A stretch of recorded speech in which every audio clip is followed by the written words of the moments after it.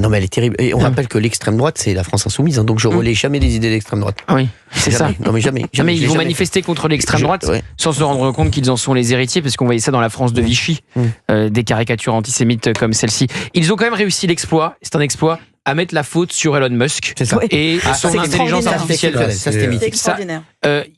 2 personnes ont démontré par A plus B que la photo générée par l'intelligence artificielle ne ressemble pas à l'affiche et qu'il a fallu modifier cette première photo pour qu'elle ressemble à la caricature antisémite du film de Joseph Goebbels, Le Juif éternel, film nauséabond antisémite. À la fois votre avocat, Cyril, qui a vraiment fait la démonstration par A plus B en venant avec la photo d'origine, la première photo générée par l'intelligence artificielle, et pour CNews, Olivier Benkemoun a refait l'expérience, montrant bien qu'on ne peut pas avoir le cliché qui s'est retrouvé sur l'affiche quand vous faites une demande à l'intelligence artificielle, je veux Cyril Hanouna en colère. Quand vous faites cette demande-là, vous avez une première photo qu'il faut ensuite modifier, et on voit bien qu'ils ont accentué votre nez, qu'ils ont accentué le contour autour de votre nez, les oreilles, tous les traits du visage, qu'ils ont rendu exactement, qu'ils ont fait apparaître les dents pour que ça ressemble à l'affiche du Juif éternel. Donc il y a bien eu manipulation. Et encore une fois, c'est les infos de l'opinion, avec le directeur de la communication qui savait au moment où il publiait l'affiche que ça allait être jugé comme une affiche antisémite parce que c'est une affiche antisémite. Donc c'est de la mauvaise foi pure et dure. Non mais c'est sûr. Oui, Artigoul. Après, c'est terrible de Je vous étiez en mini-ceste. Non, je réfléchissais par rapport à ce que disait Gauthier. J'ai pas souvenir je suis un passionné par la politique, j'ai pas souvenir d'un tel moment. C'est-à-dire où on est obligé de regarder comment cette affiche immonde a pu être créée, de partir de déclarations fausses, alambiquées, pas correctes, pas en tout cas convaincantes des insoumis, mais reste que supprimer ce visuel, c'est s'accuser. Bien sûr. Le supprimer, c'est s'accuser. Donc derrière, à partir du moment où c'est supprimé, ils signent leur forfait. Et ils ont beau donner les éléments sur l'intelligence artificielle. Alors, le travail a été fait par votre avocat, par des journalistes. Rien de ce qu'ils peuvent dire et raconter n'est convaincant. Arlette Chabot le souligne. Donc il n'y avait qu'un élément à faire, c'est bien sûr présenter des excuses publiques, mener une enquête interne pour que véritablement voir le niveau de responsabilité, mais ils ne peuvent pas le faire puisque ça a été validé politiquement. Mais ça devient une ligne politique. Donc, est-ce qu'on se rend compte mais non assumé. Non assumé, bien sûr. Qui a l'affiche antisémite et ils ajoutent à cela le mensonge. C'est ça. Parce que personne ne l'a souligné comme ça. Affiche antisémite, pseudo-regret, ça dépend qui vous êtes. Dans Jean-Luc Mélenchon, 0 regret. Manuel Bompard, quelques regrets. Mathilde Panot, entre les deux. Et 0 excuse, parce que encore une fois, là, dans le sonore qu'on vient d'entendre, on demande à Mathilde Panot, est-ce que vous vous excusez auprès de Cyril Hanouna? Elle botte en touche, elle ne veut pas répondre à ça. Et pourquoi cette couleur? Pourquoi cette couleur jaune qui ne fait pas partie de la charte graphique des Insoumis? C'est Raymond qui le disait sur... Vous voulez son numéro d'ailleurs? Mais en plus, vous m'avez pas envoyé celui Jordan. Je veux dire, ça serait quelqu'un d'autre, ça serait le RN qui produirait une telle affiche. Et en plus, après, on ment derrière. Mais au RN, le directeur de communication aurait été viré Manu Militari. Manu Militari.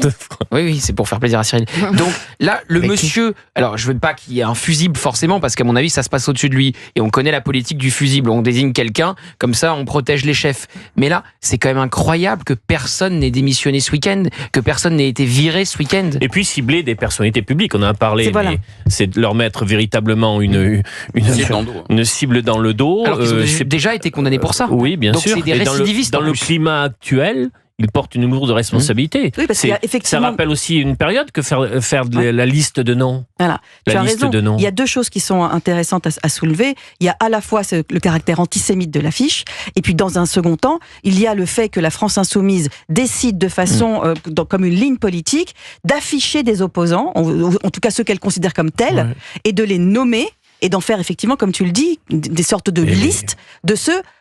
Les exposer à la vindicte, métaphoriquement, mais qui peuvent être aussi le bras armé d'un dingue, on ne sait pas. Et ce qui est dingue, Valérie, c'est qu'ils avaient fait la même chose avec Nathalie Saint-Cric. Tout à fait. Nathalie Saint-Cric les a fait condamner. Exactement. Alors, mais ils récidivent. Et ils récidivent. Donc ce sont ils font une caricature antisémite. Oui, c'est la campagne. Ils sont menteurs et récidivistes. Je trouve que ça fait un peu beaucoup quand même. On est d'accord.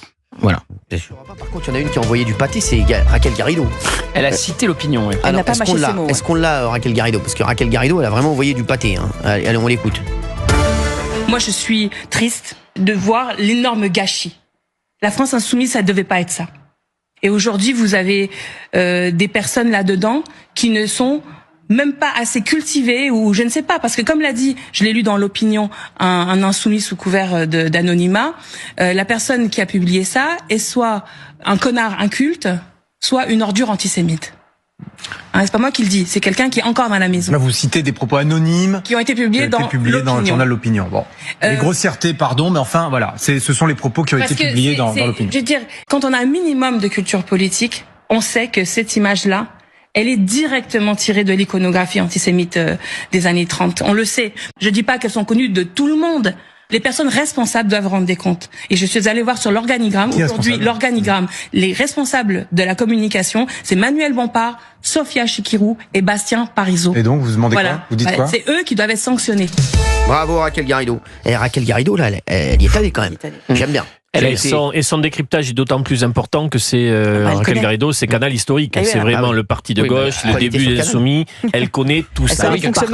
Elle sait comment ça se passe. Et elle a été l'une des purgées. Ils lui ont fait perdre sa circonscription, faut pas l'oublier. Ça a été d'une violence inouïe, un procès politique. Parce qu'elle s'était opposée à la réintégration d'Adrien Quatennens. Oui, et elle avait posé des questions de démocratie interne, justement, un nouveau fonctionnement, mais impossible. Et en tout cas, elle donne les noms qui, en effet, sont les noms au plus près de Jean-Luc Mélenchon. La garde rapprochée. Pensez que Manuel Bompard, qui est le patron du parti, n'a pas validé cette affiche et que c'est le directeur de communication qui, tout seul dans son coin, en sachant que ça pue l'antisémitisme, décide de publier ça. Franchement, personne ne peut y croire. Donc, Raquel Garrido, elle cite les noms, Manuel Bompard, Sophia Chikirou, Bastien Parizeau, et moi, j'ai envie de savoir si, au bout d'un moment, on va rendre des comptes ou pas. C'est tout simple. Et qui a fait cette affiche? Comme a dit Raquel Garrido. Mais bien sûr, mais dans aucun autre parti, ça ne serait possible. Et à ce niveau-là, il n'y a pas d'inculture politique. À ce niveau de responsabilité, il n'y a pas d'inculture politique. Ils sont même pétris de politique et d'histoire. Ils connaissent tout ça par cœur. Les références, ils les ont. Mais en plus, encore une fois...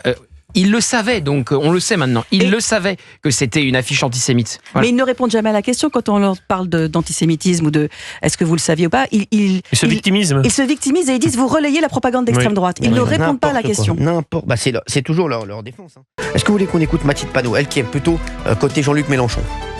Allons-y. On écoute. Regarde. Alors, il y a eu une réaction immédiate, Madame Chabot, puisque nous l'avons retiré. Ensuite, qui a validé? Comment on peut valider? Comprenez quelque chose qui est très important. Ce visuel faisait partie d'une série de visuels. Et je le dis, jamais la France insoumise ne ciblera une personnalité du fait de son appartenance religieuse ou de son origine réelle ou supposée. Est-ce que vous présentez ces excuses à Monsieur Hanouna aujourd'hui? Est-ce que vous présentez vos excuses? Monsieur Hanouna n'est pas sur cette affiche parce que il serait de telle ou telle confession. Il est sur cette affiche parce que il propage des idées d'extrême droite et donc il est le relais de ces idées d'extrême droite. Ça rappelle tellement une affiche. Ça peut passer comme ça parce que ça a été fait sur l'intelligence artificielle, l'application Grok. Ce qui est une erreur puisque nous interdisons l'usage de l'intelligence artificielle pour nos visuels. C'est un visuel qui a été enlevé quasiment immédiatement, qui depuis n'est diffusé que par l'extrême droite et par des médias à longueur de journée pour nuire à la France insoumise. Vous présentez vos excuses à Cyril Hanouna aujourd'hui? Mais écoutez, Monsieur Hanouna, qu'il se rassure, il n'est pas sur cette affiche pour sa confession religieuse, parce que nous n'en avons que faire et nous luttons contre toutes les discriminations qui seraient liées à la question de l'appartenance religieuse. Mais vous entendez qu'on ne vous croit pas et qu'on ne vous entende pas?